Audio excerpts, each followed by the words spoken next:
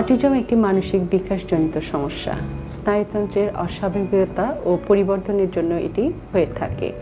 Autism হলে শিশুরা ঠিকমতো আই কন্ট্যাক্ট করতে পারে না। দেখা যায় যে বাবা মার সাথে কথা বলছে অথচ তারা চোখের দিকে তাকিয়ে কথা বলতে পারছে না। অনেকের হয়তো কথা বলতে দেরি হয়, অনেকে হয়তো কথা বলতে পারে কিন্তু ঠিকমতো সেটা এক্সপ্রেস করতে পারে না। আবার দেখা যায় যে অনেকে একরোখা হয়ে থাকে এবং জেদি হয়ে থাকে। বিভিন্ন রকম লক্ষণ এদের মাঝে প্রকাশ পায় এবং অটিজমে খাবার কিন্তু একটি গুরুত্বপূর্ণ ভূমিকা পালন করে।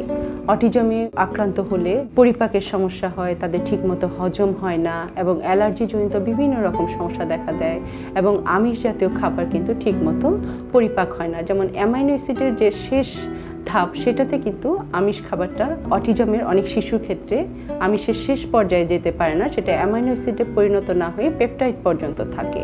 তখন দেখা যায় যে তাদের কেজিন জাতীয় খাবার বা গ্লুটেন জাতীয় খাবার কিন্তু তারা হজম করতে পারে না এবং বিভিন্ন রকম রক্তের পরীক্ষার মাধ্যমে যেমন তাদের যদি অ্যালার্জি হয়ে থাকে বা অ্যালার্জিজনিত কোনো সমস্যা থাকে সেটা নির্ধারণ করে কিন্তু তখন খাদ্য তালিকাটা তৈরি করতে হয় এবং কেজিন যেসব খাবারে আছে যেমন দুধ, এই খাবারগুলি কিন্তু তখন বাদ দিতে হয় এবং দেখা যায় যে মাছ, মাংস এই খাবারগুলিও কিন্তু তাদের সেইভাবে হিসেব করে দিতে হয়।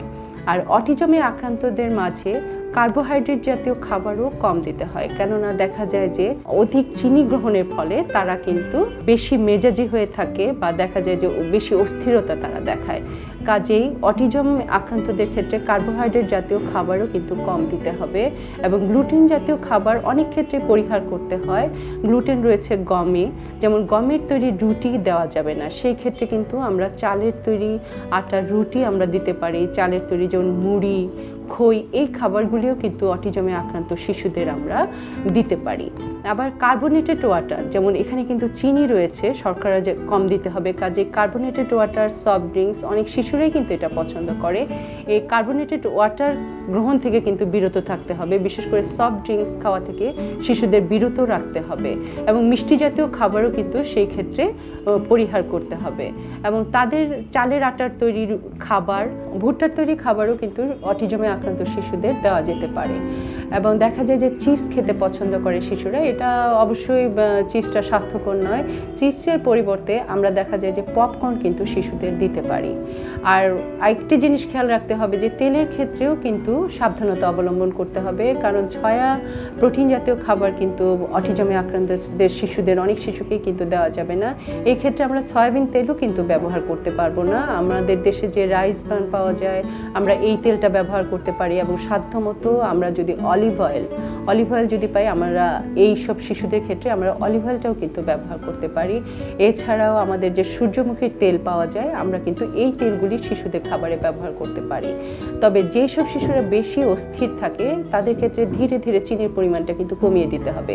অনেক ক্ষেত্রে দেখা যায় যে আমাদের দেশে হয়তো সেই রকম প্যাকেটজাত খাবার শিশুদের জন্য তৈরি করা, যেমন অটিজমে আক্রান্ত শিশুদের জন্য তৈরি করা, এই খাবারগুলি হয়তো সেরকম আমরা পাই না বা অ্যাভেলেবেল নয়, যেটা বাইরের দেশে রয়েছে। হয়তো দেখা যায় প্রেসক্রাইব করলে সেই খাবারগুলি কিন্তু শিশুদের দেওয়া যায়।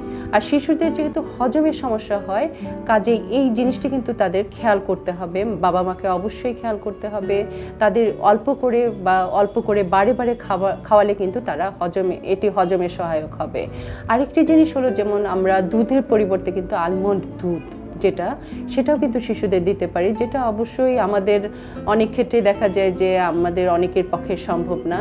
কাজেই দুধ একদম শিশুদের ক্ষেত্রে যারা প্রোটিনটা নিতে পারে না তাদের ক্ষেত্রে একদম বাদ দিয়ে দেওয়া হয়। তবে এটি কিন্তু আসলে একবারে কোনো কিছু বাদ দিলে শিশুকে আমরা কি খাওয়াবো সেটা নিয়েও কিন্তু অটিজমে আক্রান্তদের বাবা মা তারা কিন্তু খুব ঝামেলায় পড়ে যান। কাজেই অবশ্যই অটিজমে আক্রান্ত শিশুর রক্ত পরীক্ষা করে তার কোন খাবারে অ্যালার্জি রয়েছে সেই খাবারগুলি কিন্তু অ্যাভয়েড করতে হবে এবং গদবাঁধাভাবে আমরা দেখা যায় যে অনেক সময় অনেক খাবারই শিশুদের বাদ দিয়ে দিই, এটা কিন্তু কখনোই করা যাবে না, কারণ এক এক শিশুর খাবারের ধরন এক এক রকম, তারা কতটুকু গ্রহণ করবে, তার কি সমস্যা রয়েছে সেটি বিবেচনা করে কিন্তু অটিজমে আক্রান্ত শিশুদের খাবার দিতে হবে।